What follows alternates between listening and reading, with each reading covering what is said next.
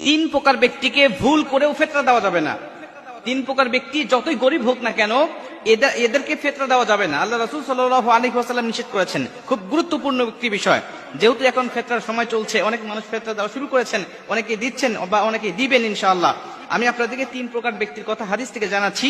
এই তিন প্রকার ব্যক্তিকে আপনারা কখনোই ফেতরা দিবেন না। এক নম্বরে আল্লাহ রাসূল সাল্লাল্লাহু আলাইহি ওয়াসাল্লাম বলেন, তোমার ঔরজাত কোন সন্তানকে এবং তার নিচে যারা আছে এদেরকে তুমি ফেতরা দিতে পারবে না। ঔরজাত সন্তানকে ফেতরা দেওয়া যাবে না, এজন্য যে সে যদি ফেতরা খাওয়ার উপযুক্ত হয়, তার মানে সে গরিব, আর এই গরিব সন্তানকে স্বাবলম্বী করার জন্য তোমার উপরে দায়িত্ব, কারণ তোমার উপরে ফেতরা জায়েজ হয়ে গেছে, ওয়াজিব হয়ে গেছে, তোমার উপরে যাকাত ওয়াজিব হয়ে গেছে, মানে তুমি স্বাবলম্বী, কিন্তু তোমার সন্তান আছে অস্বাবলম্বী, অসচ্ছলতার মধ্যে সে রয়েছে, অতএব তাকে সচ্ছল করার দায়িত্ব তোমার।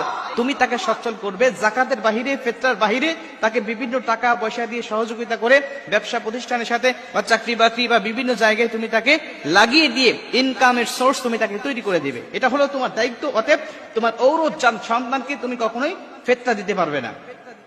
দুই নম্বরে আল্লাহ রাসূল সাল্লাল্লাহু আলাইহি ওয়াসাল্লাম বলেন, তুমি যার ঔরস থেকে জন্ম নিয়েছো, যেমন তোমার পিতা, তুমি যার পেট থেকে জন্ম নিয়েছো, যেমন তোমার মাতা, এবং তার ওয়াইন আলা, এবং যার উপরে, তার উপরে যারা রয়েছে, যেমন তোমার দাদা, তোমার নানা, এদেরকে তুমি ফেতরা দিতে পারবে না।